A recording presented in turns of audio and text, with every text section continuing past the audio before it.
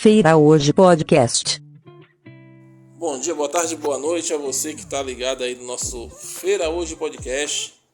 Hoje nós temos algumas novidades aí, nós estamos mudando um pouco o formato do podcast, né? Ou seja, à medida que nós formos gravando, nós vamos adaptando algumas coisas, melhorando, né? Então sejam bem-vindos, meu nome é Tony Lima, estou aqui com meu amigo Paulo.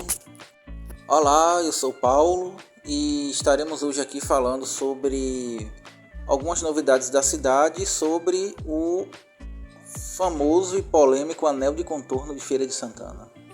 É isso aí, Paulo, então tá no ar. Feira Hoje Podcast.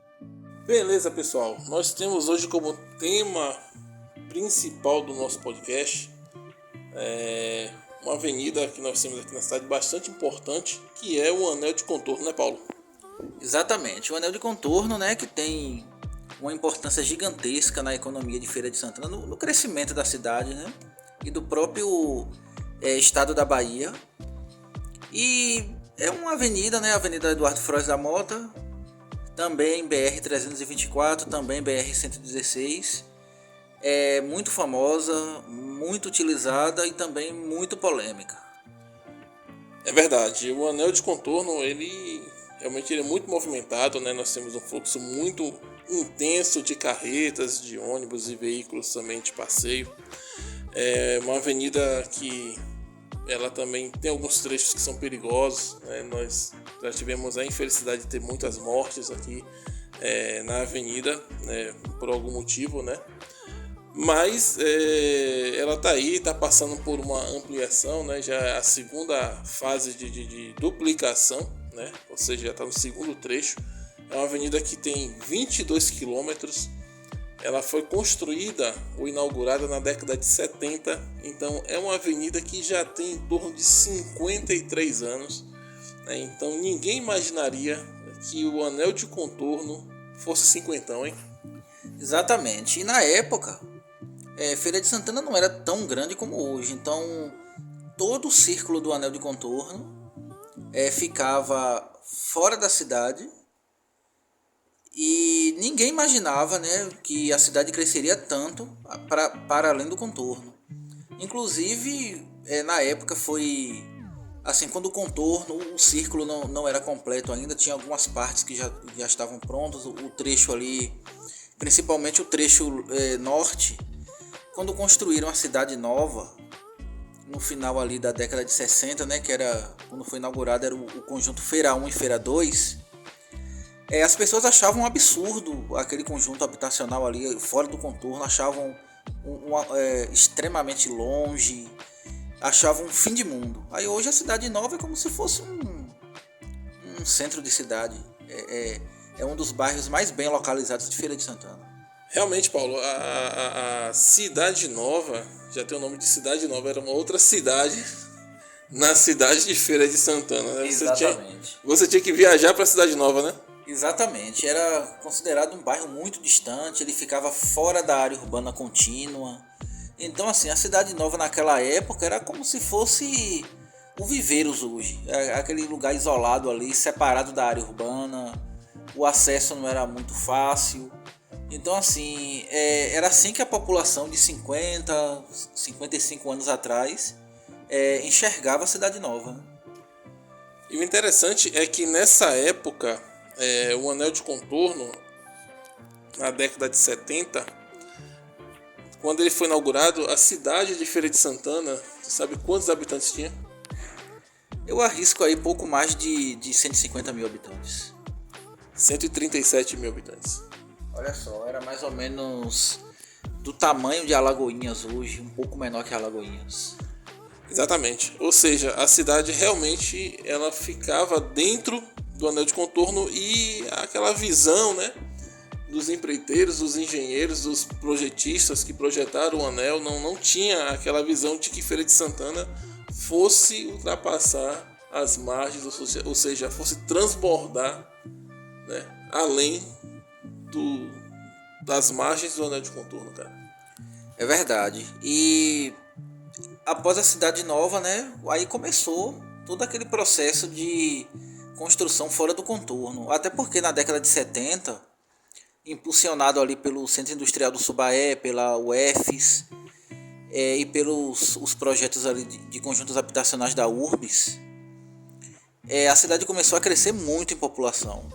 E terrenos fora do contorno eram mais baratos. Então, muitas construtoras pequenas começaram a construir vários loteamentos fora do contorno, para poder receber essa grande quantidade de pessoas que vinham de fora, para poder construir suas casas aqui que não tinham... Quem chegava e não tinha condições de já chegar comprando uma casa pronta, num bairro planejado e tal, no centro da cidade, que era mais caro. Então foi aí que começou as ocupações ali na região do Campo Limpo, Gabriela, Conceição. Alguns desses bairros aí nem tinham esses nomes na época, aí foi mudando com o tempo, à medida que foi aumentando a população, né?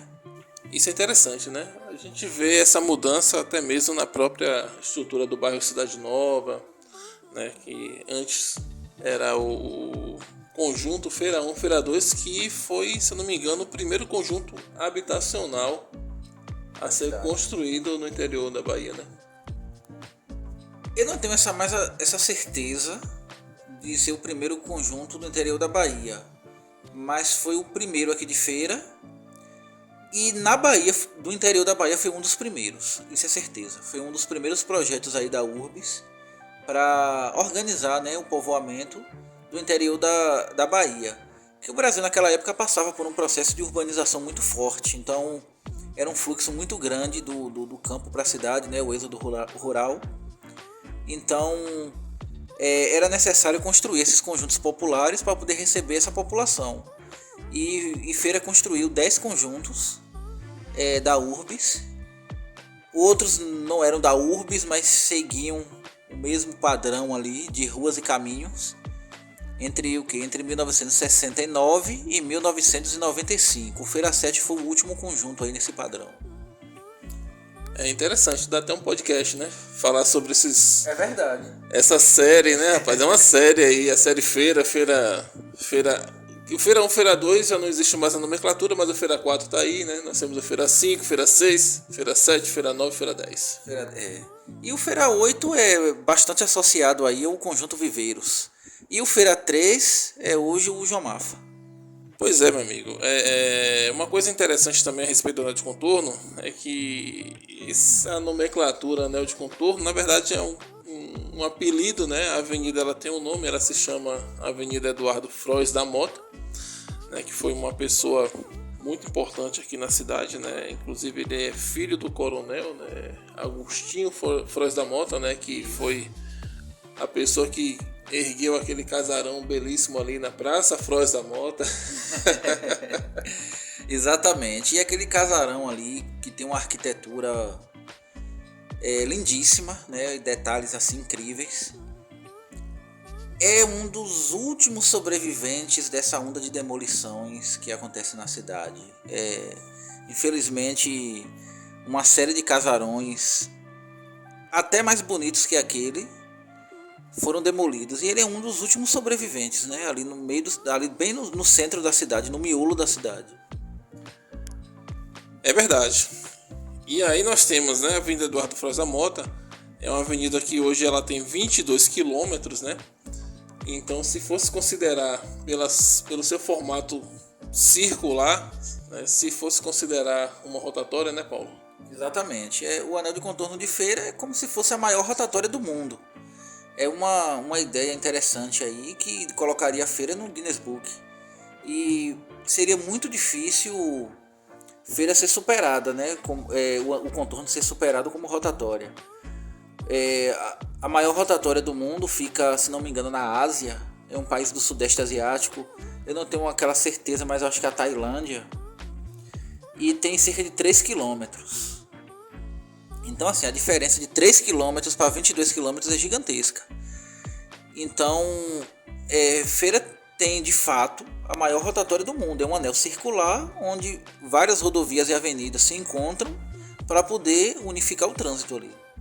E nós vemos que todo esse tamanho, né, ou seja, 22 km, né, foi o suficiente para que pudesse fazer ligações importantes, né? Ou seja, eu vejo hoje o o anel de contorno como uma engrenagem logística do Brasil, né? Ou seja, hoje é o segundo mais importante trocamento rodoviário do Brasil, né?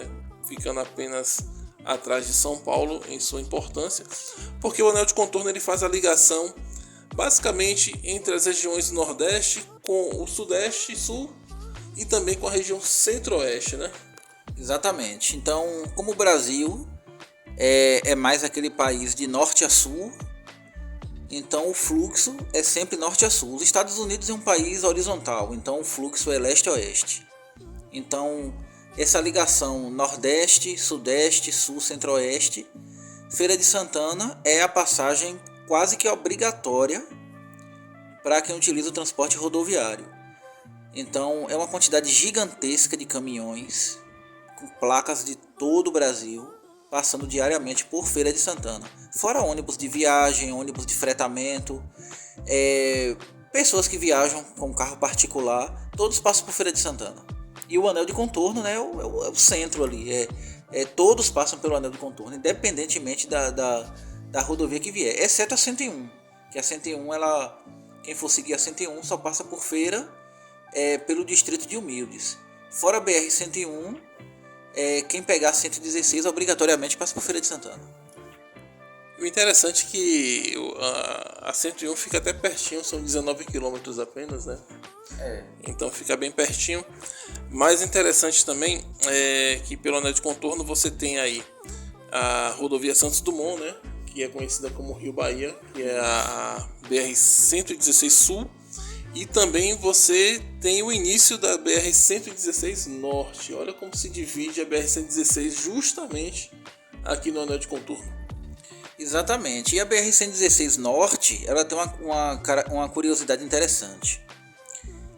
O trecho entre o complexo viário da Cidade Nova e o trevo, agora é um trevo, né? Não é mais o posto trevo. Quer dizer, tem um posto trevo, o pessoal falava o trevo de Tanquinho. Na verdade era uma rotatória.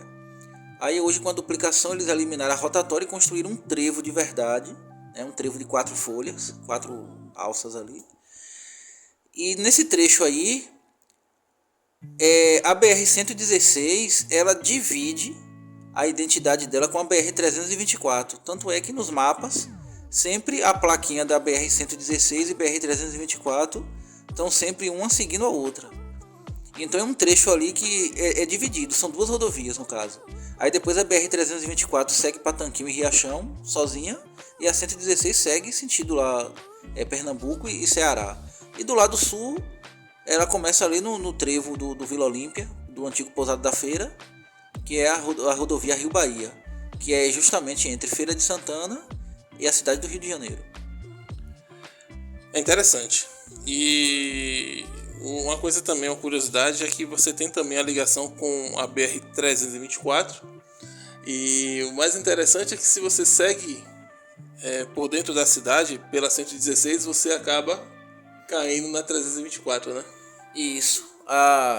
Quem vem, por exemplo, da BR-116 Sul e for direto, não pegar o trevo, pega a Avenida Rio de Janeiro, que já tem esse nome por conta da Rio Bahia, e aí pega a Avenida Presidente Dutra e sai na BR-324. Tanto é que a Avenida Presidente Dutra, isso é interessante, as faixas de rolamento ali próximo ao canteiro, são 4, né? 2 de um lado, 2 de outro, elas são de domínio da Via Bahia. A Via Bahia que pavimentou e recuperou aquelas 4 faixas entre o viaduto ali do Cajueiro e o viaduto do Pousada da Feira. Aí o restante da Avenida Presidente Dutra, vamos dizer assim, é de domínio da prefeitura. Então é interessante que esse trecho aí principal da Presidente Dutra, essa parte, essas faixas de rolamento próxima do canteiro, na prática uma rodovia federal. Na prática ali a BR-116 e 324 se encontrando ali em algum momento. Então tá sob a concessão da Via Bahia. E o interessante também é que nós temos algumas rodovias estaduais, né? Nós temos a BA-502, que é a rodovia Feira São Gonçalo, que dá acesso também ao CIS, né? Núcleo do Tomba aqui, e o núcleo São Gonçalo, né? Que são 2 núcleos do centro industrial aqui do Subaé. E temos também a BA 503, né, que dá o acesso também ao aeroporto João Duval Carneiro e também à cidade de Coração de Maria. Isso mesmo, é uma rodovia que tem essa importância na ligação com o aeroporto, com a cidade de Coração de Maria, e também dá acesso a Ipirá, Pedrão, dá também um acesso, não diretamente, mas indiretamente, à cidade de Conceição do Jacuípe. Então é uma rodovia que tem ali uma importância ali para a região metropolitana de Feira de Santana. E a Feira São Gonçalo, a BA 502, o destaque atual é que ela está em processo de duplicação entre o anel de contorno e ali próximo do Clube Águas Claras, dá mais ou menos uns 6 ou 7 quilômetros. Está sendo duplicado, as obras estão adiantadas e até pouco tempo atrás era uma rodovia que estava em um estado assim, de abandono. Aí, depois de muita cobrança, ela está no processo de duplicação e requalificação. Então é algo que vai aumentar mais ainda ali o fluxo de veículos e que vai haver necessidade também da criação de alças ali, porque aquele viaduto do Tomba não tem alças de acesso, é tudo improvisado. Então talvez futuramente eles pensem ali em criar alças de acesso para que se transforme ali num trevo, não um trevo tradicional, mas com alças que funcionem dessa forma. Paulo, interessante também, é uma curiosidade aqui, né, que a antiga Estrada do Feijão, ela se conectava ao anel de contorno, né? Exatamente. A antiga Estrada do Feijão é onde hoje é a Rua Amaralina, ali passando por Campo do Gado, Gabriela, Pampalona, Sobradinho. Antigamente ela era a antiga Estrada do Feijão, onde tinha a ponte do Rio Branco. Então a ponte do Rio Branco ela foi construída justamente porque ela era uma estrada com um grande fluxo de pessoas que vinham a cavalo na época, né? A carroça, a carruagem, depois automóvel. Era uma rodovia com movimento. Depois que construíram a nova Estrada do Feijão, ela passou a descer ali pelo povoado de Galhardo até se encontrar com a BR-116 Sul, ali naquela região que o povo chama de Sete Portas, depois do Rio Jacuípe. E aí a antiga Estrada do Feijão, o antigo trecho, ficou abandonado. Esse foi um dos motivos, o principal motivo do abandono e do esquecimento da ponte do Rio Branco, que era uma ponte fantástica, aquela arquitetura bem britânica, tinha também uma influência ali greco-romana, tinha aquele aspecto também de ponte de trem, como se fosse uma ponte ferroviária. Então assim, era algo que deveria ter sido preservado, mas ficou ali inutilizado, abandonado, ninguém cuidou. Hoje só existem os pilares. Até um tempo atrás existia ainda uns ferros retorcidos da ponte, né? Eu até já cheguei a atravessar o rio através desses ferros retorcidos, né? A gente fazia umas trilhas ali para uma pedra que a gente chamava de pedra branca, né, e tal. Mas a Ponte Rio Branco, as imagens que nós temos realmente mostra como ela era majestosa, né? Ela tinha uma arquitetura belíssima realmente. E uma pena, né, que ela veio a ruir e ficou por isso mesmo. Ficou ruída e virou uma ruína, né? E até discutiram um jeito aí para reconstruir a ponte do Rio Branco, mas para reconstruir, ficar ali no meio do nada não ia dar certo não. Interessante seria reconstruir a ponte do Rio Branco em uma estrada, uma avenida, uma rodovia atual que tenha importância e movimento. Claro que não seria igual, né, à antiga, ela seria um pouco mais larga, que a antiga ela tinha um leito rodoviário mais estreito. Seguindo os padrões de hoje, ela seria um pouco mais larga e tudo mais, mas seria interessante reconstruir a ponte do Rio Branco em um trecho rodoviário atual. Mas isso aí é um projeto utópico, né? A gente está falando aqui por uma questão assim como é que eu posso dizer, um sentimento assim de resgatar o passado, mas a gente sabe que dificilmente isso se concretizaria. Confira hoje podcast. Vamos falar agora, Paulo, das coisas da atualidade. A gente já deu uma volta no passado, já falou do anel de contorno, da sua estrutura, da sua concepção, da sua importância, enfim, são 52 anos, 53 anos de história, é muita história para contar, realmente. E agora nós estamos presenciando aí um momento de modernização, duplicação do anel de contorno. O que é que você tem a pontuar sobre essas obras tão importantes? Bom, a duplicação do contorno, dada a importância do anel, sempre foi... o anel de contorno sempre foi vítima de politicagem, né? Faz mais de 30 anos que se promete a duplicação do anel de contorno de feira da parte do governo estadual, da parte do governo federal, e nunca saiu do papel. O primeiro trecho, assim, nunca, que eu digo nesse período aí de 25 a 30 anos. Aí o primeiro trecho do contorno duplicado foi o trecho sul, que foi duplicado pela Via Bahia, né, para ligar a BR-324 à BR-116 Sul. Não foi uma duplicação, né, de altíssimo nível, eles só fizeram basicamente uma outra pista, não recuperaram muito bem a pista velha, teve algumas falhas ali em alguns acessos, né, tem a polêmica ali do isolamento do conjunto Viveiros, algumas passarelas mal localizadas, alguns trechos ali sem via marginal, mas levando em conta 4 faixas de rolamento, iluminação no canteiro central, a mureta ali New Jersey, né, que separa as pistas. O contorno sul de feira hoje quase não tem acidentes, o fluxo é de alta velocidade, não gera atrasos na entrega de mercadoria. Então, assim, na prática ele funciona muito bem no deslocamento de caminhões. Mas a infraestrutura desse trecho duplicado pela Via Bahia que deixa a desejar. Falando desse trecho sul aí do anel de contorno, é interessante pontuar, né, que é um dos trechos mais movimentados. Se eu não me engano, são 8 quilômetros, né, de duplicação nesse trecho entre a BR-324 e a Rio Bahia.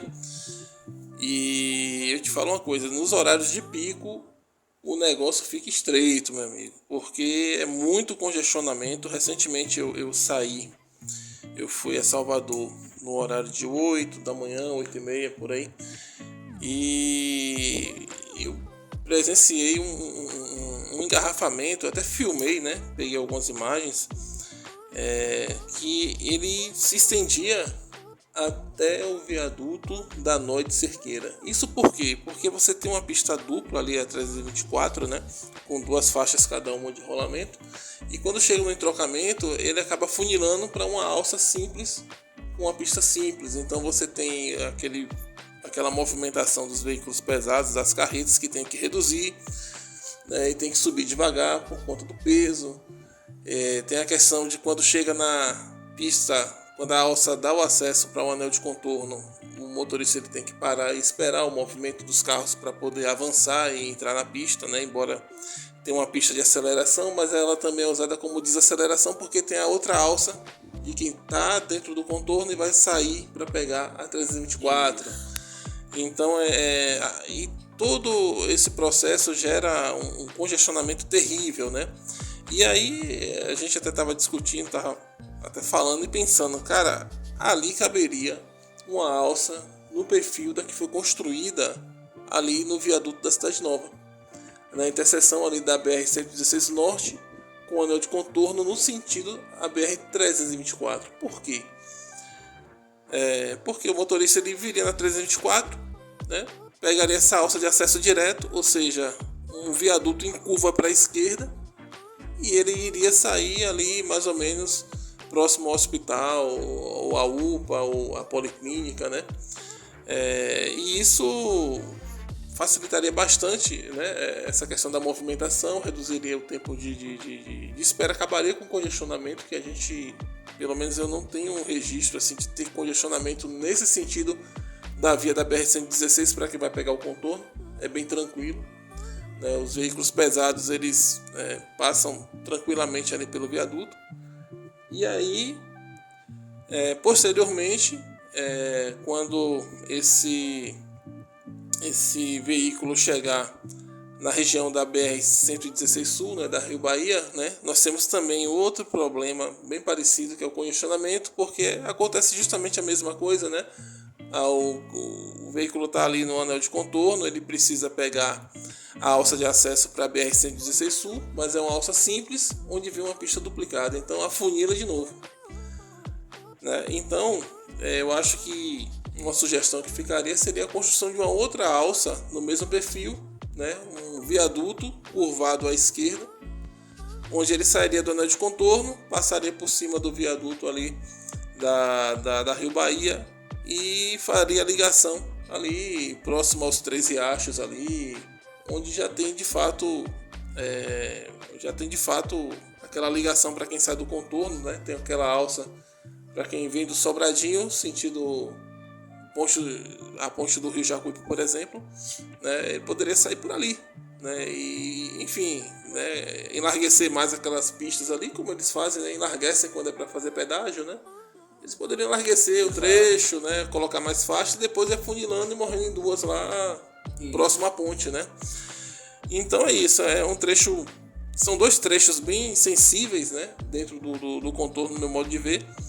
E fica a dica aí, né, para o poder público, né, se achar interessante, mas eu acho que é muito mais viável fazer isso aí do que, do que manter o trânsito do jeito que está nesses horários aí. Essa alça aí, igual o viaduto da Cidade Nova, ligando a 324 ao trecho sul do contorno, ele é interessante pelo seguinte: a alça atual seria fechada, então todos os motoristas que fosse pegar o anel de contorno sul teria que pegar esse novo viaduto para poder ter acesso ao contorno sul. E a antiga alça ali do trevo, ela seria fechada, o que facilitaria a parte alta do viaduto ser uma faixa de desaceleração mais eficiente. Então todo mundo que vem do anel de contorno leste teria acesso à BR-324 sem precisar entrar em conflito com o trânsito que viria ali desse retorno, que vem da BR-324 leste. Então seria realmente um viaduto importantíssimo para desafogar o trânsito naquele trecho. Feira Hoje Podcast. Bom, e quando nós falamos de anel de contorno, né, nós vemos que o anel de contorno hoje ele se tornou uma vitrine, né, Paulo, assim, para as empresas, né, nós temos muitos empreendimentos aí margeando o anel de contorno, são empresas de todos os tipos e você vê empresas justamente de todos os tipos, de todos os padrões, para todos os públicos. É bem interessante esse mix de produtos e serviços que é oferecido pelo anel de contorno devido às empresas ali instaladas, né? Exatamente. Então, dando uma volta ali no anel de contorno, a gente pode observar restaurantes de alto padrão, churrascarias, lojas de móveis, lojas de material de construção, incluindo lojas grandes, lojas assim que é feita para um grande público. Home center, né? Home center, isso. Tem concessionárias de automóveis, a concessionária da Jeep e da Ram fica lá no contorno. Fiat tem concessionária lá, a Mitsubishi, a Suzuki, a Volvo, né? A Volvo. Então é uma vitrine, né? Porque como passa ali pessoas do Brasil todo diariamente, então serve para poder mostrar essa questão do poder comercial que a cidade tem e também uma forma de oferecer serviços para quem está viajando, porque são estabelecimentos comerciais que oferecem produtos e serviços que pode atender não só a população de Feira de Santana e região, como pessoas que estão também viajando. Um exemplo disso é os atacadões, né? Tem um atacadão, tem um açaí, tem um São Roque. Especula-se que o anel de contorno vai receber também a unidade do Mateus. E também Mercantil Rodrigues. Mercantil Rodrigues. Na verdade, essa aí tem 2 unidades, né? Tem a unidade do sul lá na região do Tomba, É né? verdade. Ali próximo, ali margeando ali, né? O viaduto do Tomba, um pouquinho depois ali. É o segundo a sair do contorno. E além disso, tem outros serviços de saúde, né? Nós temos hospitais, policlínicas, né? Você tem o Hospital Clérison Andrade, que é o maior hospital do interior da Bahia. Você tem alguns clubes ali, né? Tem o Clube da Euterpe, você tem o Sesc Senat, você tem o Clube do Sesc aqui em Magé, também o Anel de Contorno. Você pegando o Anel de Contorno e dando uma volta, você tem lojas de imóveis de alto padrão, né? Você tem ideia, lojas de decoração como a Algum já abriu uma unidade lá no Anel de Contorno. Você tem a Esmaçaro no Anel de Contorno, você tem a Iguí. Tem a Iguí, tem concessionárias de máquinas, de implementos. Então, assim, para quem passa pelo contorno, vai encontrar comércio de todos os tipos que atende aquele público ali que está transitando pela rodovia. Além de uma gama de serviços, né? Você tem vários motéis lá, imaginando o Anel de Contorno. Você tem farmácias, né? Eu vejo que a farmácia Brito tem 2 unidades no Anel de Contorno.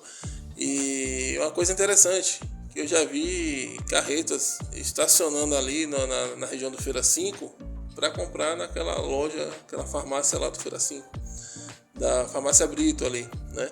Então, olha aí, é uma série de funcionalidades que a avenida ela oferece e que traz uma importância muito grande para a cidade, né?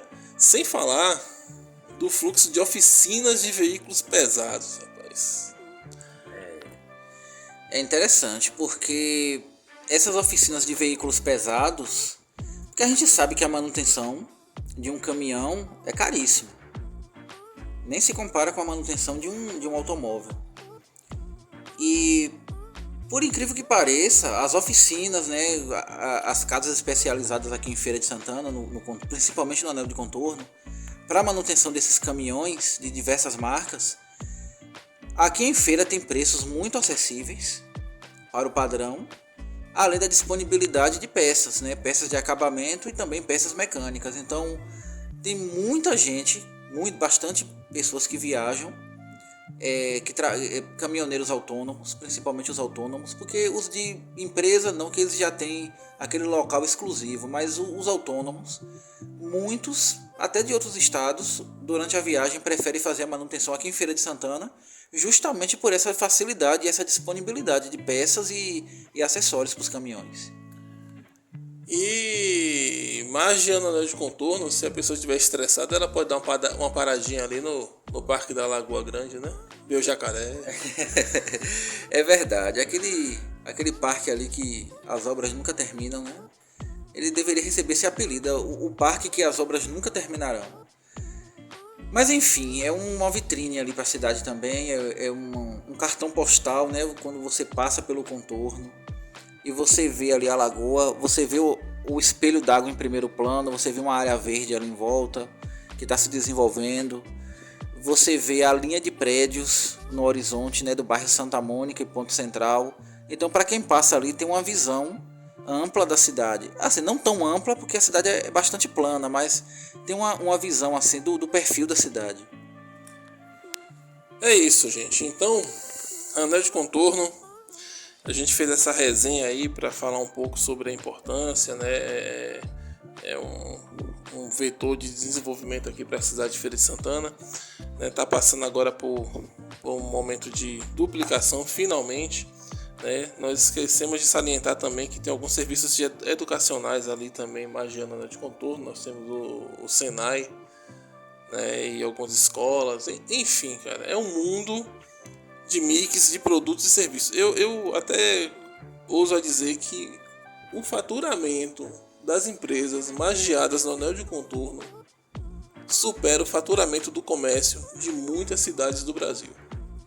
É verdade, isso mostra, né, o poder que o Anel de Contorno tem nessa questão comercial e de serviços. Outra coisa interessante também é que lá também possui distribuidoras de cervejas, possui um centro de distribuição de lentes, interessante isso, de lentes de câmeras fotográficas e de material médico, equipamentos utilizados em hospitais que utilizam lentes, essas coisas. Existe ali um centro de distribuição, além de um ponto de apoio rodoviário, né, da Gontijo. Outra coisa também a se destacar é que o contorno oeste ele está passando por um processo de duplicação. As obras são bem mais complexas do que o que a Via Bahia fez no contorno sul. Vai ficar muito mais sofisticada, muito mais bem feita, como a gente já observa. Porém, o único ponto negativo da duplicação do contorno oeste, na verdade são 3 pontos negativos. A questão do posicionamento das passarelas. Algumas passarelas vão ficar fora de pontos onde existe um trânsito de pessoas, como por exemplo, não vai ter uma passarela em frente ao Senai. A passarela entre Gabriela e Jardim Cruzeiro vai ficar num ponto ali que não vai ser muito convidativa para a população. Então acho que eles deveriam ter estudado melhor essa questão do fluxo de pessoas. Os viadutos que eles fizeram para fazer papel de retorno, também eu achei que ficou numa posição errada ali. Aquele do cemitério São Jorge, eu acho que ele deveria ter sido construído um pouco antes, ali entre o Açaí e o Atacadão, para poder evitar roubadinhas, porque quem sair da Bartolomeu de Guzmão vai dar roubadinha, e isso pode gerar acidentes gravíssimos ali. Então deveria ter sido um pouco antes, em um ponto onde não seria possível fazer roubadinha, para ser o retorno no sentido sul. E o outro viaduto que fica de frente com a Rua Andaraí, no Jardim Cruzeiro, também vai servir de roubadinha, porque muita gente que vai sair daquele viaduto ali vai dar uma roubadinha para entrar na Rua Andaraí, e aí a gente já sabe que o risco de acidentes gravíssimos ali vai ser enorme. Era para ter sido um pouco mais adiante, ali entre aquele posto de gasolina ali do Antares, do fundo ali da pousada Antares, com a Rua Araci no Jardim Cruzeiro. Seria só um pouco depois ali, uns 50, 100 metros depois. Então foram detalhes assim que eles deveriam ter analisado, estudado antes. E as vias marginais também.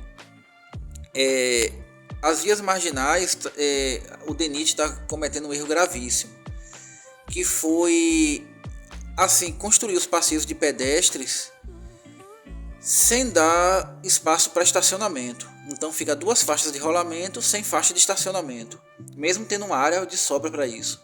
O resultado é que você vê carros e caminhões estacionados sobre os passeios e sobre a área de escape. Daqui uns dias aquele passeio está todo detonado, vai estar tudo destruído, tudo feio. Então eles deveriam ter feito o recuo mais próximo das construções, deixado a faixa de estacionamento para o pessoal estacionar em fila e as 2 faixas de rolamento livres.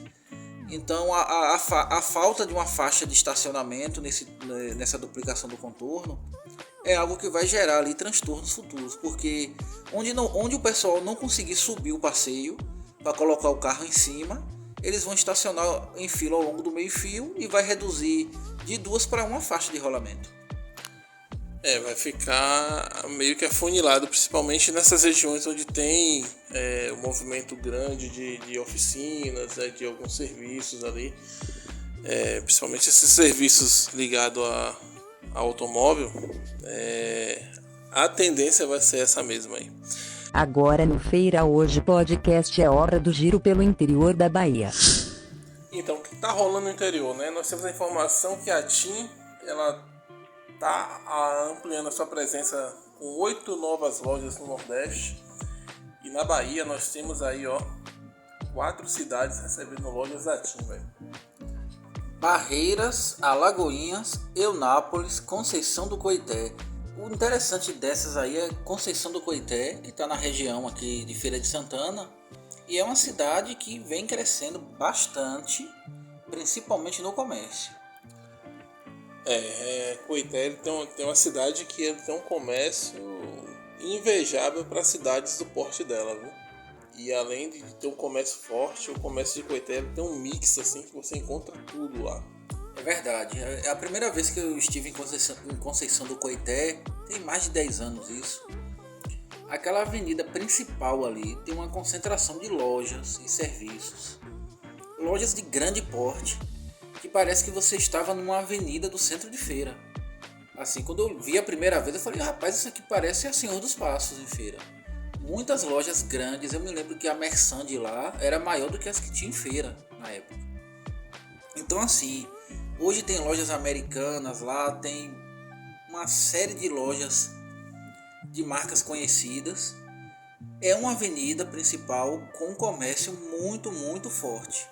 Para o porte da cidade, ali cerca de 70 mil habitantes, é um comércio realmente invejável.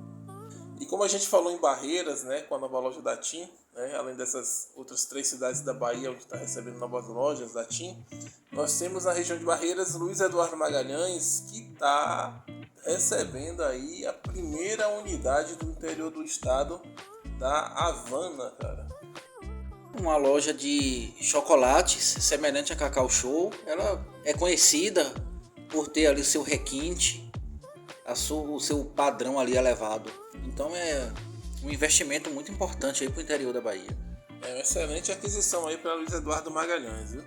E tem também notícia de Pirá, viu? Pirá recebeu aí recentemente um polo da Unifam, rapaz. Essa faculdade aqui, referência, que é tão renomada e reconhecida, né? Ela tem alguns cursos reconhecidos, né? Entre os melhores do Brasil. E chega aí em Ipirá e é um ganho muito significativo aí para a cidade de Ipirá, né?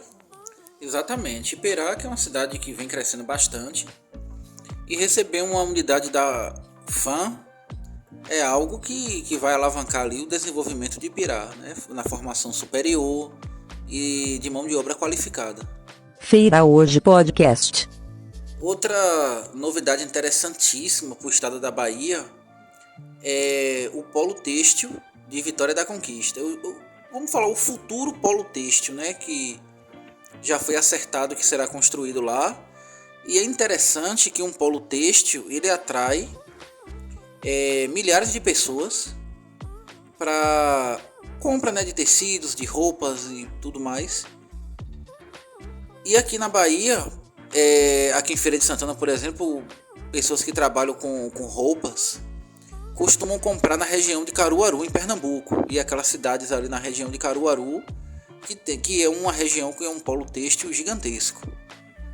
Então, se o polo têxtil de Vitória da Conquista realmente sair do papel e se consolidar, já teremos essa opção dentro do próprio estado,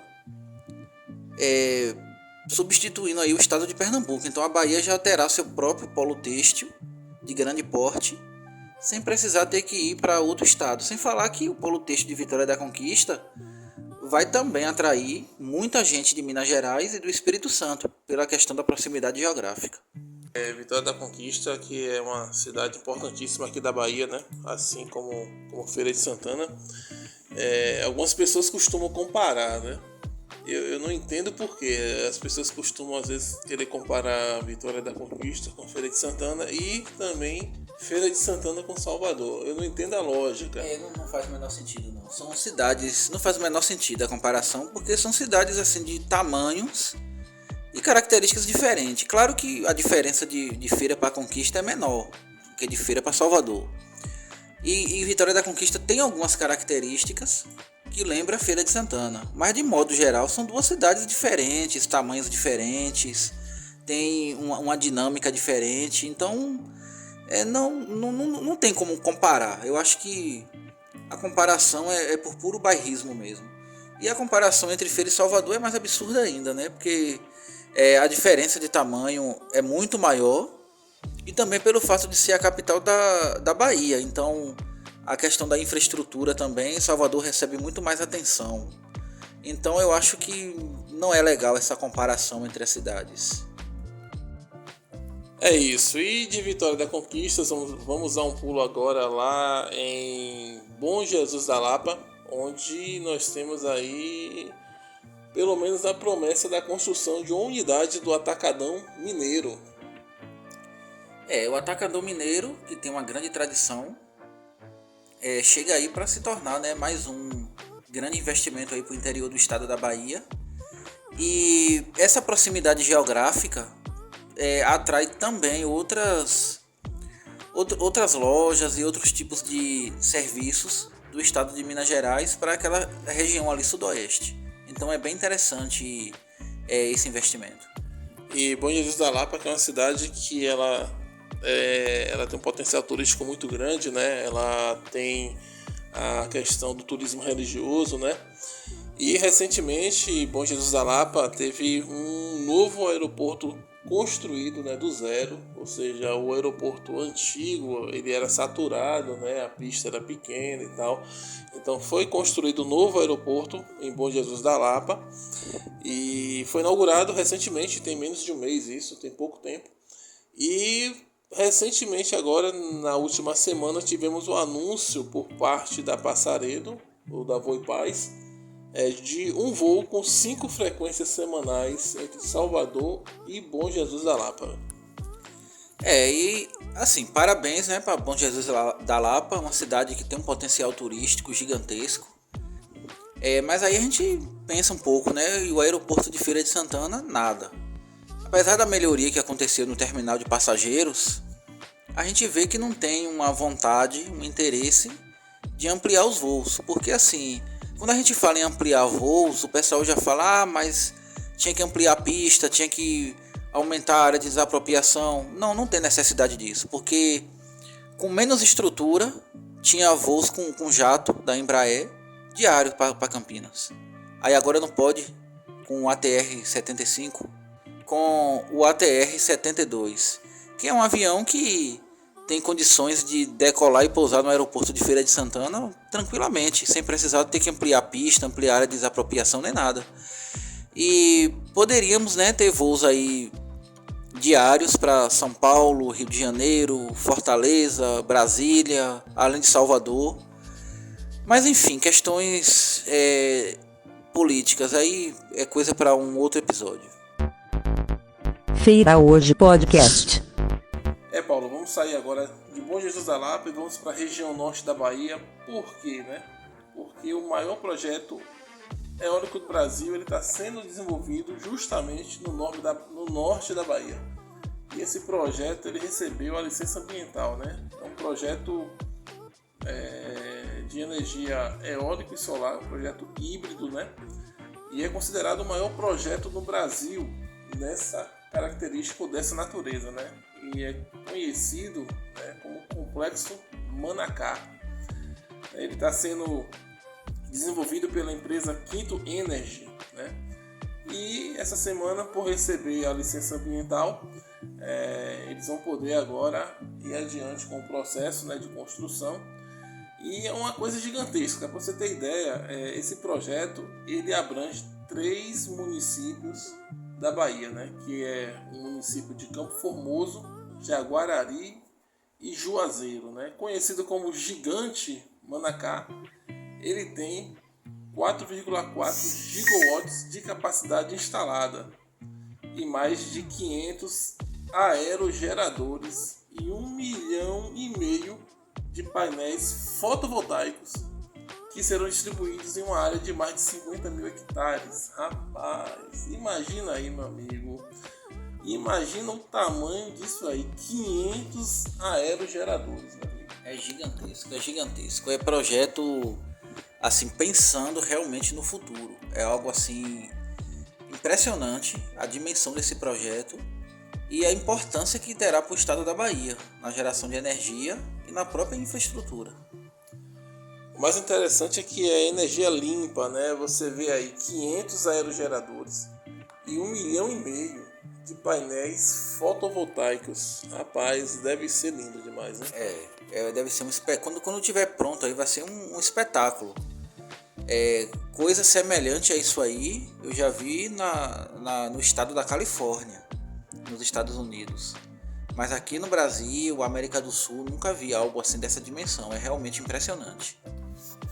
E é importante, né, que a gente possa estar transmitindo esse tipo de informação para que as pessoas possam ter uma ideia, né, do que o futuro é isso aí, é energia limpa, né, energia renovável, energia que não traz nenhum tipo de dano à natureza, né. A usina hidroelétrica, que no momento é a principal fonte de energia elétrica do Brasil, é uma energia limpa, né, porque não emite ali a quantidade de gás carbônico e outros tipos de materiais na atmosfera, mas é uma fonte de energia destruidora. Se a gente for observar aí no passado, inúmeras quedas d'água assim, monumentais foram submersas no Brasil para a construção de usinas hidroelétricas.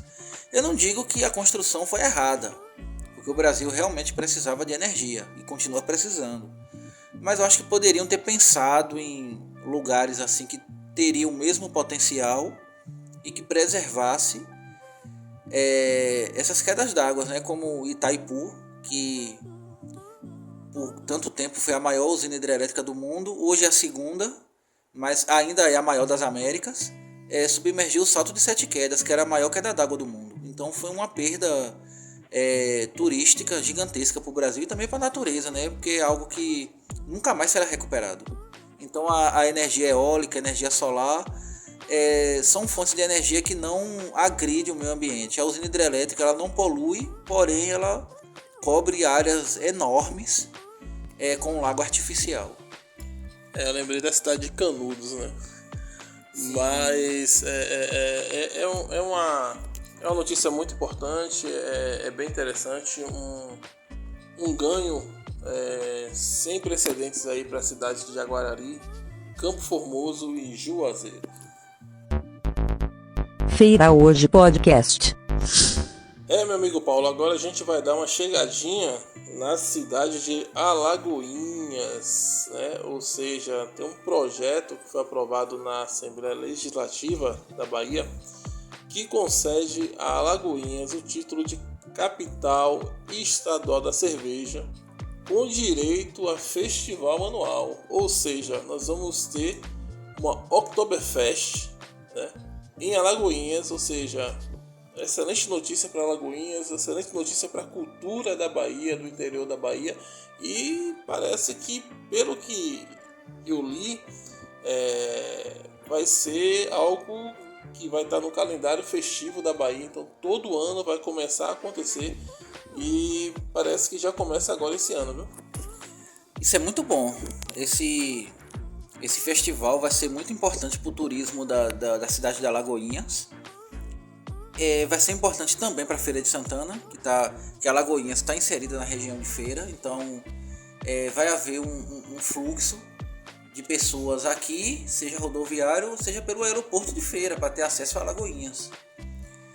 E falando só de Alagoinhas, é interessante ver como esse tipo de turismo atrai muita gente.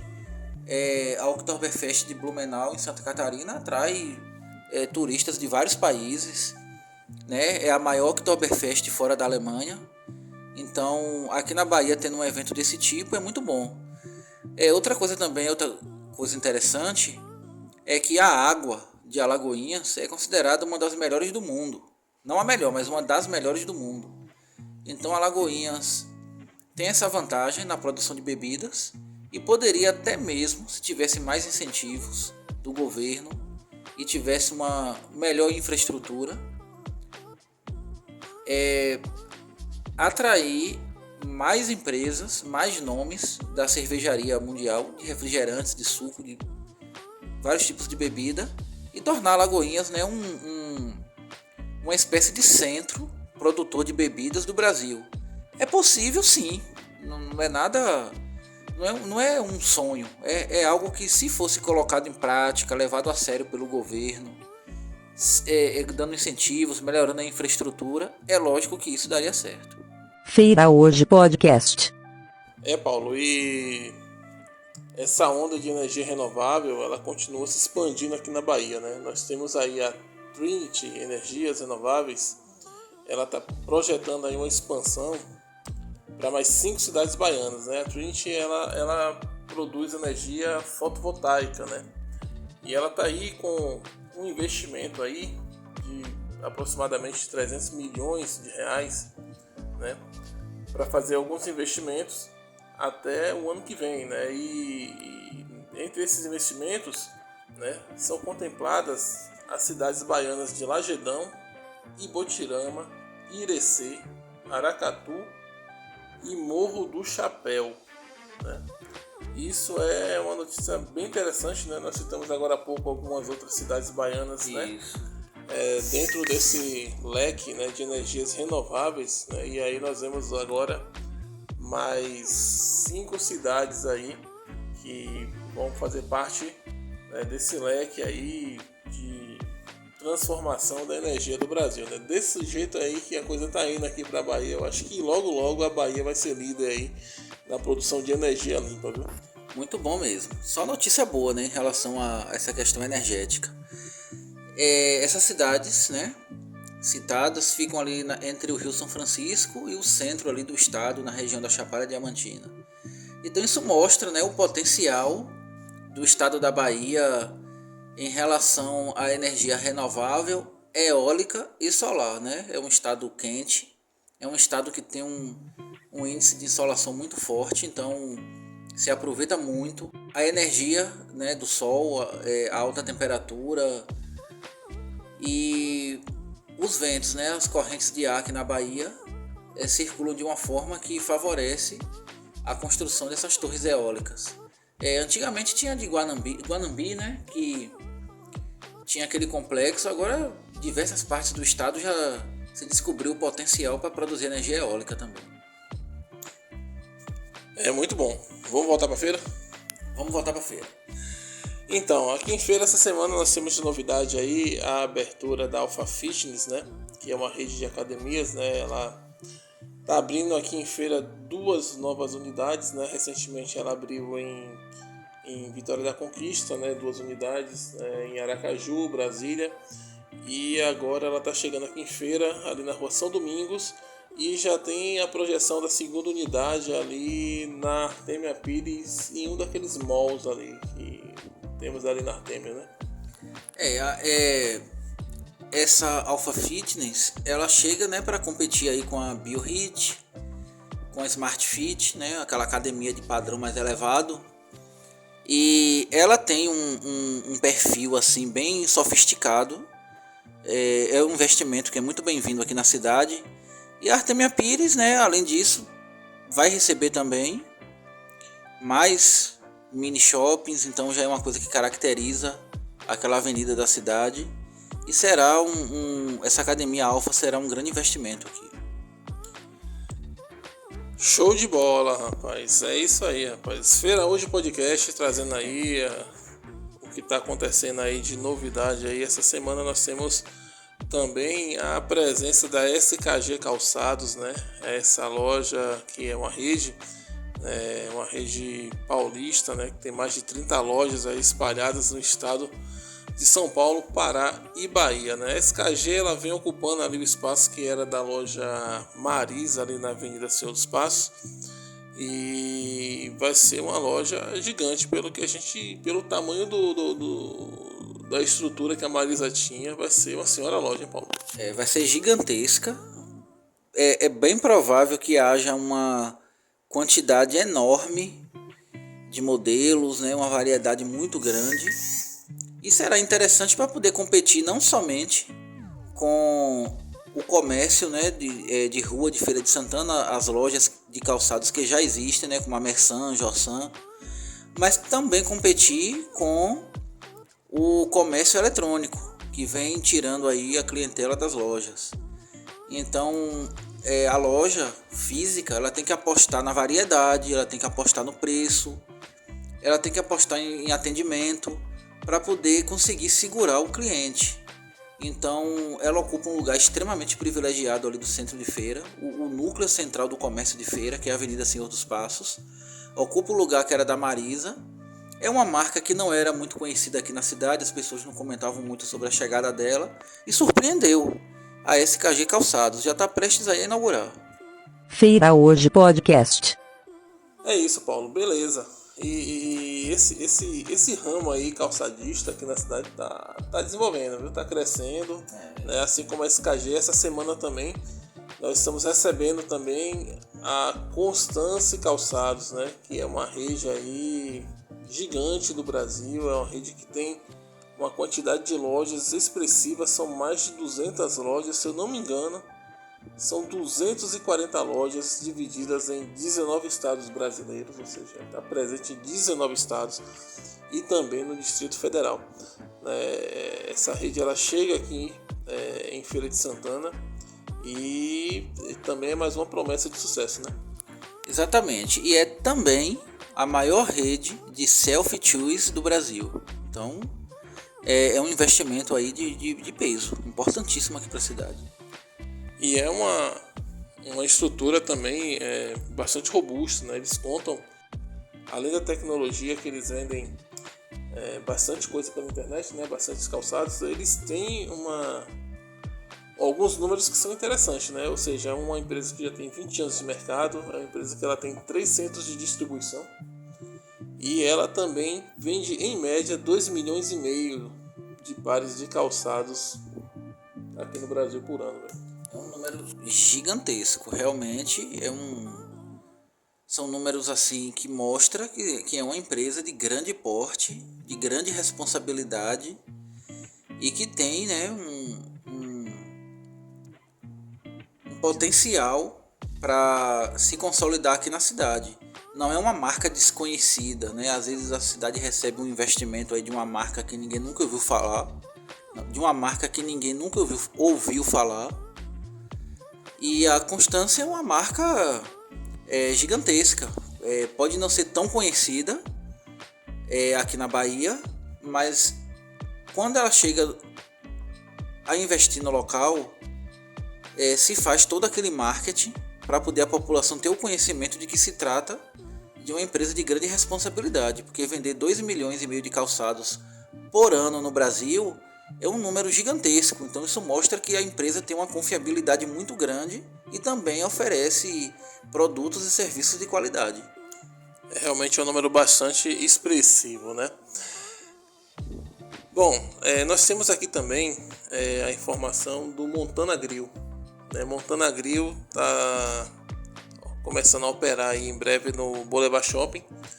A Montana Grill, que é uma churrascaria, ela tem a matriz lá em Goiânia, né? Eu já tive o privilégio de passar por lá, né? É a churrascaria de de Leonardo Chitãozinho Chororó, né? Uma sociedade na época, não sei se hoje continua, né? Mas é interessante para a feira também a aquisição de mais essa marca aí, de mais essa franquia, ou seja, de ter mais esse empreendimento aqui no leque de opções aqui para você que gosta de uma gastronomia aí, de ter uma coisa diferente e ter mais opções para comer bem.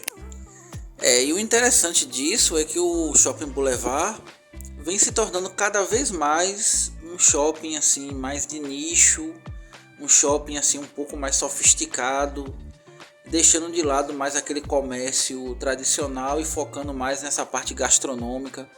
Vem outras novidades por aí, coisa que a gente só vai falar mais adiante, porque a gente sempre aguarda confirmações para não estar aqui jogando algo especulativo e depois não dar certo. Mas há uma previsão de novidades de altíssimo nível para o Shopping Boulevard entre esse ano e o ano que vem.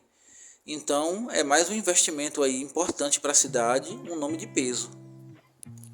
Rapaz, eu já tô imaginando mais ou menos o que seja, viu?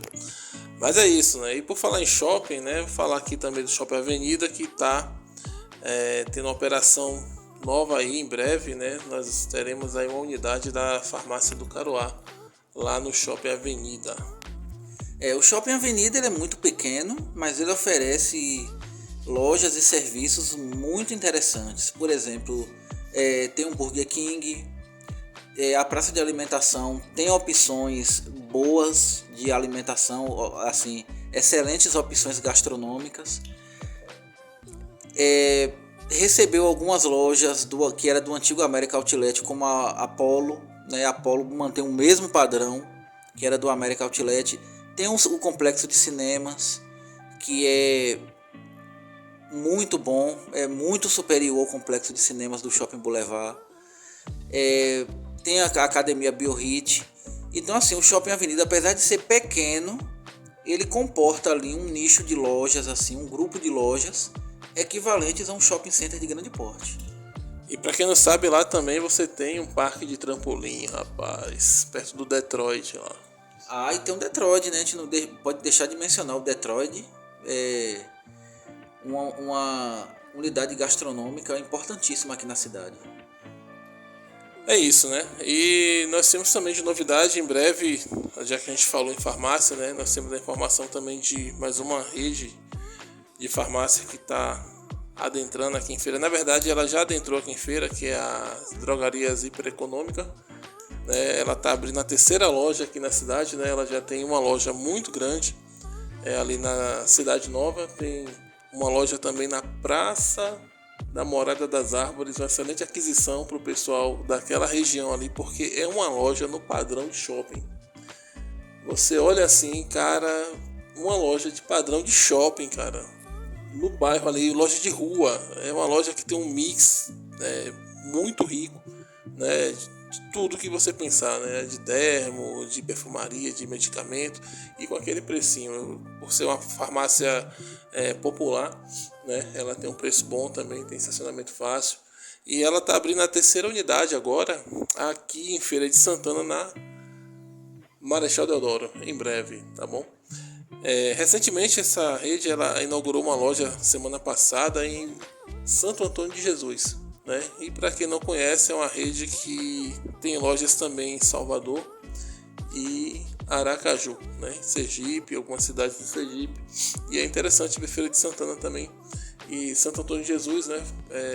Englobada ali, ou seja, na mira do radar, né, de investimento dessas redes também, né? Isso. Então é mais um investimento aí, mais geração de emprego para o interior da Bahia. E o que é interessante é que as duas unidades aqui de Feira de Santana, né, que são de grande porte, ficam em bairros. O que mostra que muitas empresas elas focam não somente em centro de cidade e em grandes avenidas, como também vai migrando para os bairros. Então alguns bairros de Feira já têm a capacidade de receber lojas e diversos serviços de grande porte, como se fosse uma cidade. Um exemplo disso é o bairro Cidade Nova, é o bairro Tomba, o bairro Campo Limpo, né? O bairro Campo Limpo, que inclui o Campo Limpo propriamente dito, Morada das Árvores e George Américo. Tem a Avenida Artemia Pires no bairro Sim. Então, assim, diversos bairros de Feira já possui um centro comercial que já é altamente competitivo com uma cidade de pequeno porte ou até mesmo de médio porte. E é isso aí, pessoal, nós vamos ficando por aqui por hoje, tá bom? Esse foi a nossa edição do segundo Feira Hoje Podcast, né? E segundo episódio. Nós esperamos estar aqui todas as semanas, na medida do possível, né, dentro de uma regularidade, trazendo as novidades, o que a gente apura de informação, né, não só aqui em Feira de Santana, mas também nas cidades do interior aqui da Bahia, né. São informações que mostram realmente o desenvolvimento, né, e mostram que nós temos cidades excelentes, que nós precisamos valorizar o lugar que nós moramos, né, valorizar os lugares que nós passamos, né, e parar para observar, né, ou seja, como as coisas mudam, se transformam, e que a Bahia tem um potencial incrível, o nosso interior tem um potencial incrível, e é isso aí, valorizar o interior, né, descentralizar esses investimentos, né, espalhar aí para que a gente possa crescer e desenvolver como um todo. Exatamente, então vamos ficando por aqui. Agradeço a audiência de todos, né? Nós aqui agradecemos a audiência de todos e até o próximo episódio. É isso aí, gente. Um abraço e até a próxima. Feira Hoje Podcast.